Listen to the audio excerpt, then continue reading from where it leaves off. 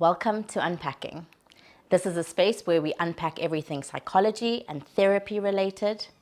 I'm Melina de Kock. I'm a counseling psychologist in South Africa. Today, we'll be discussing the 5 rules of Fight Club. The truth of the matter is people fight. People in relationships fight, friends fight. In business, you may find that there's conflict too, maybe even with your mom or dad. Now, the purpose of this video is to teach you some healthy and constructive ways to resolve that conflict. The first rule of Fight Club is taking ownership of your own feelings and your own emotions. What tends to happen when we're in conflict with somebody is we tend to use really blameful language. You made me feel.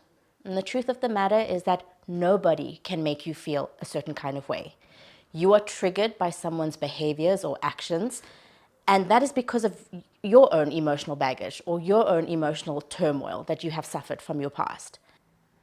The way that we communicate this and take ownership over our own emotions is by using language of I feel or I felt. So let's say, for example, you sent a message to your partner and they blue ticked you. That made you feel a certain kind of way.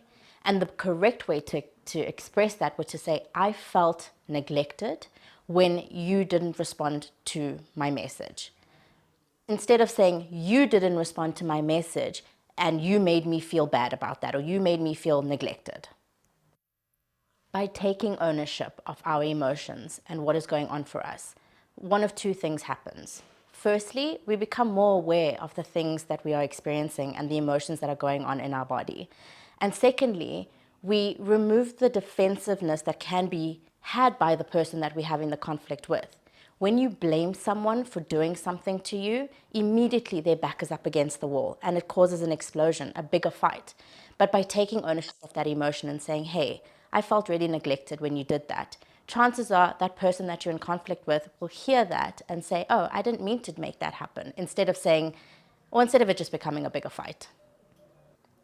The second rule of Fight Club is taking a time out. Now, this means that fights get really explosive sometimes. And we get to points in our fights where we're about to say something that we can't come back from, something really, really hurtful. And the idea of a timeout is that each person in the fight gets sort of like a timeout card, if you will, where they can call it when they see that the fight is becoming really heated, about to become really explosive, and we're about to say things that we can't recover from. In essence, somebody will pull a timeout card and stop the fight. What this means is that the fight is technically paused for maybe 10 to 15 minutes. My suggestion to some of my patients is set a timer on your phone. Set a timer for 10 or 15 minutes. Each person in that fight walks away into different rooms or different spaces, and you use this time out in a way to calm yourself down, cool down, and come back to the fight more level-headed to continue on with it, remembering your I feel language. Now, using a timeout card or calling a time out in an argument, that could be probably a little bit easier if you're doing it when you're fighting with a partner or a friend or even your mom or dad. It may be a little bit more tricky to do this in a business setting, but I think it's about how you communicate the need of the timeout. And it could sound something like this. Hey, this fight is getting a little bit heated, or this conflict is getting a little bit heated. I wonder if we could just take 10 minutes as a pause to kind of calm down and come back to this a little bit more cool down or level-headed. I'm sure it would be appreciated and understood by whomever you're having the conflict with. Rule 3 of Fight Club is staying on topic. Now, this is incredibly hard for people who are fighting. What tends to happen is we fight about topic A. And essentially, all people want to do when we are fighting is win a fight. So what ends up happening is we tend to bring up things from the past. I like to refer to this as ammunition. And we like to bring it up in the fight to kind of win the fight a little bit. By staying on topic and addressing that we are fighting about topic A, let's say topic A is you were blue ticked. Then your partner wants to come up and say, yeah, but last week you didn't buy the milk or you didn't do this, and we add in more things. What ends up happening is this fight becomes bigger and more explosive. And then we feel like we can't recover from it. Eventually, both people are really mad. They leave the space, they leave the house, and we just can't recover from that fight. So the idea here is that we stick to topic. if we are fighting about topic A, we focus solely on topic A. If somebody wants to bring up another topic, topic B, where they're bringing up something from the past, the idea would be that you acknowledge it and you say, I can hear that you're bringing up this and that is frustrating for you. Can we maybe figure out this topic and we can come to that one afterwards? I can assure you, 95% of the time, topic B won't even be brought up again because it was just used as ammunition to win the fight. The fourth rule of Fight Club is to use a talking stick. Now, I know this sounds really silly, probably a little bit juvenile, but it really, really works. And this is especially for people who fight and tend to talk over each other quite a bit. What happens is one person ends up feeling not heard or not validated, and the other person just kind of adds more fuel to the fire.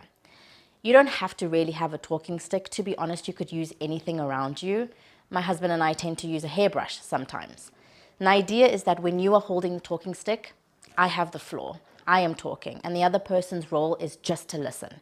You cannot talk over me, you cannot interject, you cannot bring up things from the past, so point B being brought in or that added ammunition, and I think it helps to keep the fight just on topic A. So it's a really good tool to use, especially if you find that in conflict situations, you're tending to talk over each other, screaming at each other, and no one is heard.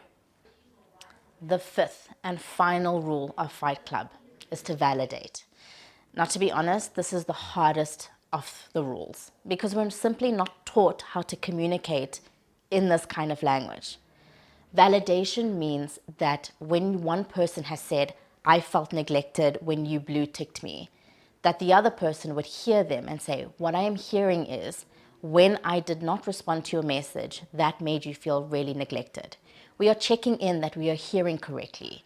We are validating that that person is seen and heard correctly. And it also helps to keep the explosiveness from the fight away.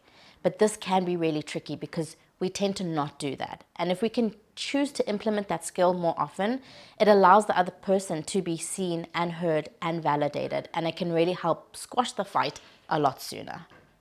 My final tip for people who have been in a conflict situation and have used all of the steps to try resolve it is to hug it out at the end. I do that with everyone in my room. The idea is that when we are trying to resolve conflict, the idea is to bring everyone closer together, not really to separate us.